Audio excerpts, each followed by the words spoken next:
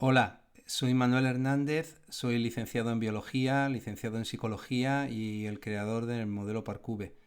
Y quiero invitarte a este podcast para que compartas conmigo los temas que me apasionan: la neurobiología, el trauma y el apego.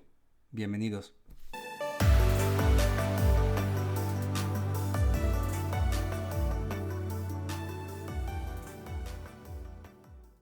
Hola, hoy os quiero hablar de un tema que me apasiona porque está muy relacionado con la psicopatología y sobre todo está relacionado con la psicopatología infantil, que es el trastorno por déficit de atención e hiperactividad, que a partir de ahora lo vamos a llamar TDAH.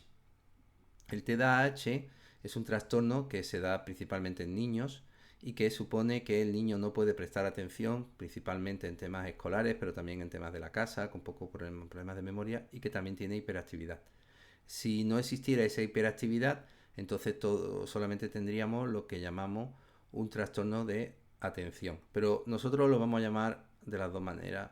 Le vamos a llamar TDAH para poder entendernos más fácilmente.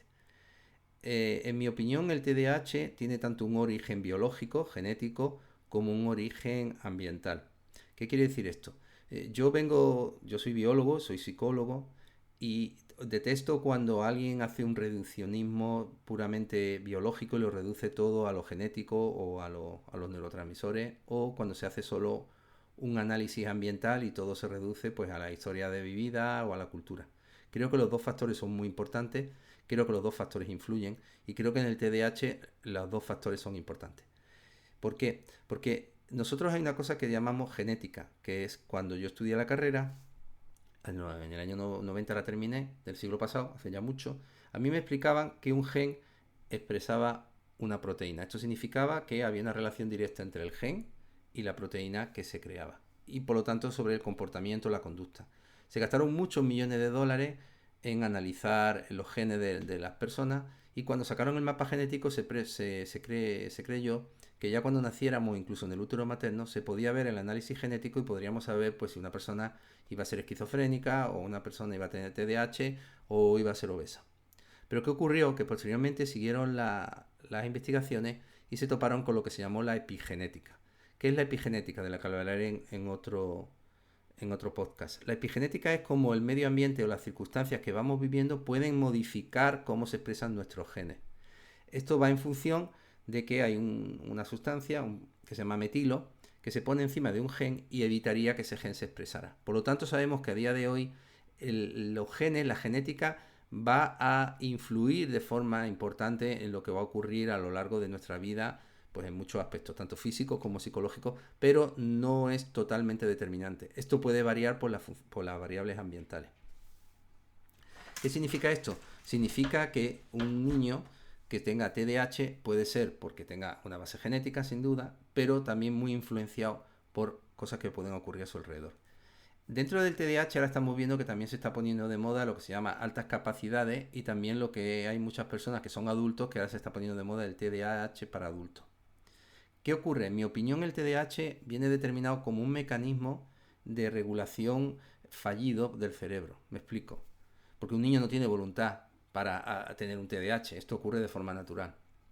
Lo primero que nos estamos encontrando es que muchos niños que tienen TDAH, o muchos niños que tienen sobre todo altas capacidades, lo que vemos es que desarrollan muchísimo sus áreas corticales, la área del procesamiento de información, y tienen inhibida o poco desarrollada las áreas emocionales.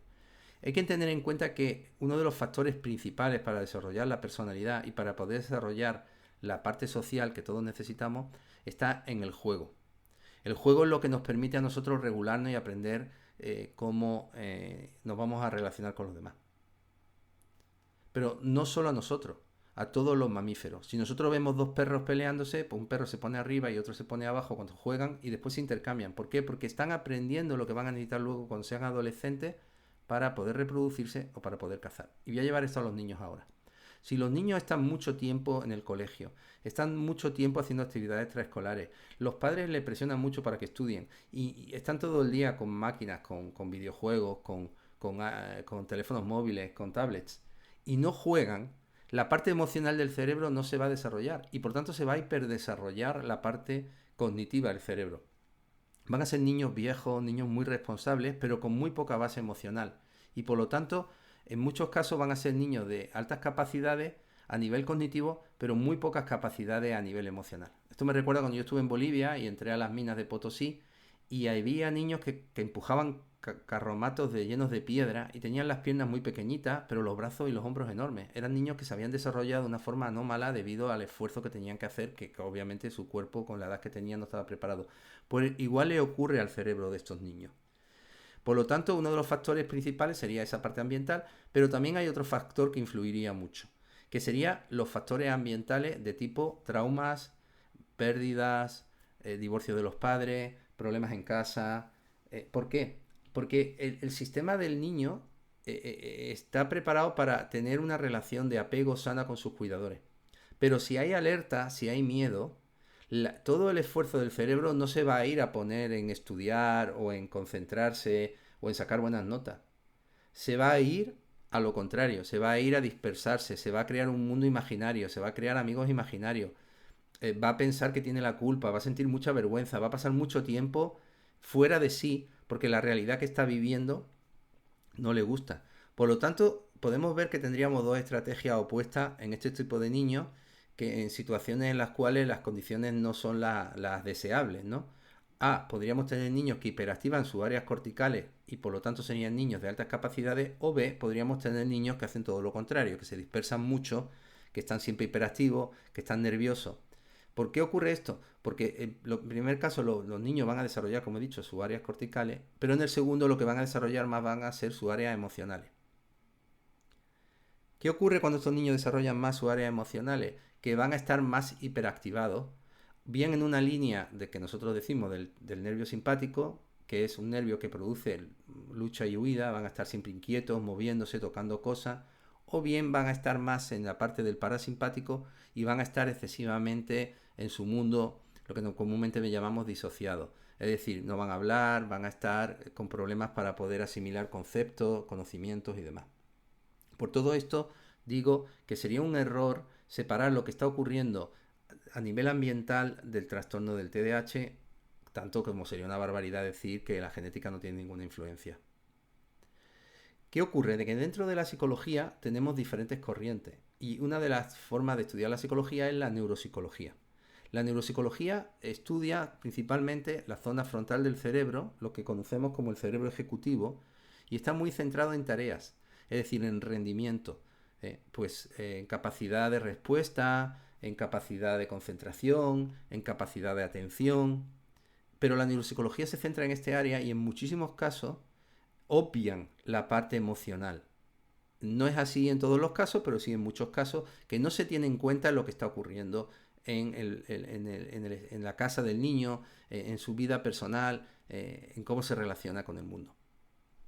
Es decir, en muchos casos traen a los niños a consulta con TDAH o con altas capacidades y se les pasan muchos cuestionarios, se les ayuda a que puedan concentrarse, a que presten atención, a que no se dispersen, pero nadie le pregunta a ese niño qué está ocurriendo en su casa y por supuesto tampoco se lo preguntan a los padres.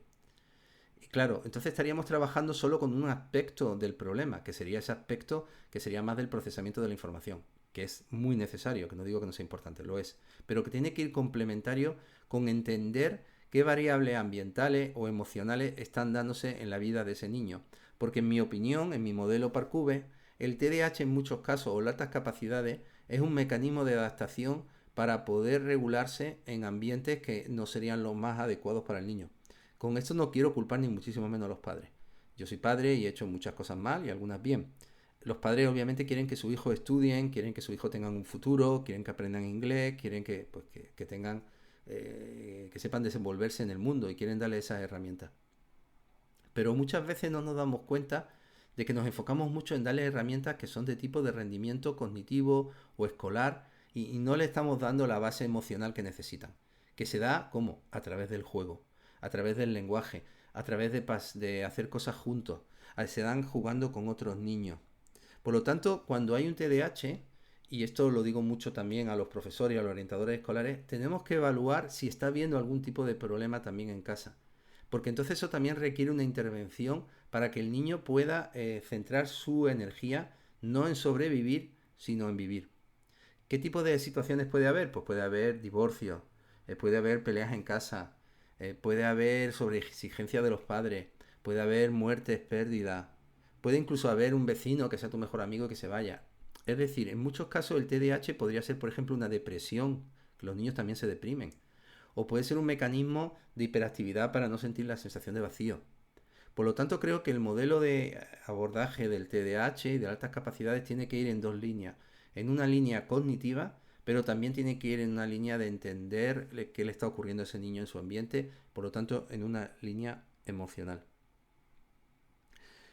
Los profesores y los orientadores escolares son los que están en las trincheras, son los primeros que ven a estos niños y pueden detectar más rápidamente que otras personas, incluso los propios padres, si ese niño se está saliendo de la norma, de lo que es lo habitual en un niño de esa edad, bien por arriba, siendo demasiado exigente, perfeccionista, rígido, o bien por abajo, es decir, siendo pues un niño excesivamente nervioso, poco atento, que necesita constantemente llamar la atención. Ambas cosas son patológicas, porque ambas cosas son mecanismos de regulación que no se van a encajar dentro de lo que va a ser necesario para el desarrollo del niño.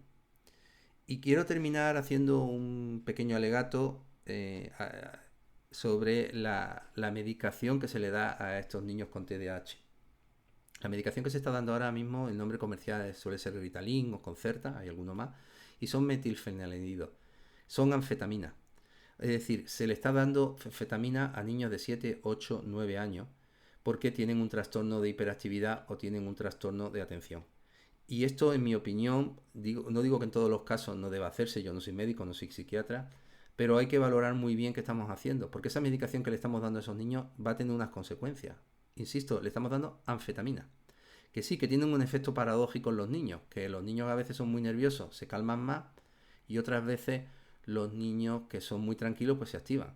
Pero la solución que estamos dando, yo en mi opinión, creo que si no se hace con mucho cuidado y no se hace de una forma extremadamente responsable, va a agravar muchísimo más el problema en los siguientes años, porque estamos haciendo niños que van a ser potencialmente adictos cuando sean más adultos, porque la medicación crea adicción. Y no solo eso, sino que además los receptores de la dopamina, que las anfetaminas están relacionadas directamente con ellos, van a desaparecer, porque el cerebro no va a querer generar dopamina, va a tener dopamina en exceso debido a que se la estamos dando con la medicación. Y eso más adelante va a tener muchísimas consecuencias en el desarrollo emocional, intelectual y personal de esos niños cuando sean adultos. Recuerdo una señora que me trajo a su hija y me dijo, no entiendo nada, cuando mi hija tenía 7 años me dijeron que tenía TDAH, cuando tenía 14 me dijisteis que tenía bulimia, no nosotros, otro centro, y ahora que he venido a vosotros me dice que tiene un trastorno de límite de personalidad con 22 años. Claro, yo le dije, es que señora, la patología va variando a lo largo de la edad. Esa niña ya a los 8 años, era una niña adoptada, ya estaba manifestando problemas de atención, problemas de concentración. Y si el modelo que tenemos de ver el problema es solamente cognitivo, claro, le vamos a diagnosticar con TDAH. Pero ¿qué va a ocurrir cuando llegue a la adolescencia? Lo que va a ocurrir es que esa niña no, o ese niño no va a tener mecanismos para poder regularse y va a buscar otras estrategias más complejas, como puede ser la comida, como puede ser rendimiento compulsivo, como puede ser una hipersexualización o una falta de relacionarse con los demás. Si además le hemos dado una medicación que son anfetaminas, pues obviamente el cerebro se va a ver más dañado. Entonces yo creo que tenemos que tener lo más importante en psicología, que es sentido común. Finalmente, quiero terminar este podcast explicando cómo podemos detectar si un niño o una niña tiene TDAH. Hay dos maneras. Una serían los cuestionarios, sería hacerles test, el P300, o sea, estrategias de respuesta que nos van a ayudar a ver si el niño está dentro del percentil adecuado por arriba o por abajo de atención y de hiperactividad. Pero también nosotros en nuestra consulta y en algunos centros en España estamos haciendo una técnica que se llama neurofeedback, que nosotros le ponemos un gorro al niño, le hacemos un encefalograma en 19 puntos y podemos ver a través de las ondas cerebrales el rendimiento que tiene el niño. Y también es otra manera que tenemos de poder evaluar el rendimiento de ese niño.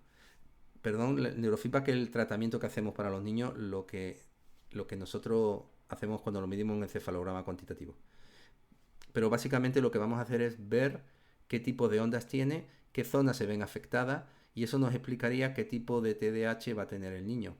¿Por qué? Porque podemos encontrar niños que, por ejemplo, tengan ondas muy lentas a nivel frontal y van a tener ese problema de atención. Niños que puedan tener muchas ondas rápidas a nivel más central o incluso posterior, que va a dar hiperactividad. Y niños que encontramos que tienen las dos cosas, tanto ondas lentas en zonas frontales como rápidas en zonas más centrales o posteriores. esta combinación de ondas va a hacer que el niño tenga un comportamiento determinado. Y es la primera vez que tenemos una forma científica de poder evaluar el TDAH. Científica me refiero a que es una medida directa, como sería una analítica cuando a un paciente le sacamos sangre o sería un encefalograma cuando un paciente va al neurólogo. Es decir, con esta técnica ya complementaria con los cuestionarios que se hacen habitualmente nos permitirían poder saber con más precisión si el niño tiene un TDAH y de qué tipo lo tiene. Una vez más, daros las gracias por prestarme atención y me encantaría si este podcast os ha ayudado a, a poder por lo menos ver el enfoque desde otro punto de vista, y si conocéis algún niño o alguna niña que tiene TDAH, que tiene altas capacidades, que observéis qué está ocurriendo en su ambiente. Si realmente es solamente algo genético o puede estar provocado por algo que esté ocurriendo en su familia, porque entonces eso también requeriría pues una intervención más global sobre el mecanismo de regulación del niño para poder adaptarse a ese ambiente que a lo mejor no es más adecuado. Muchas gracias y hasta pronto.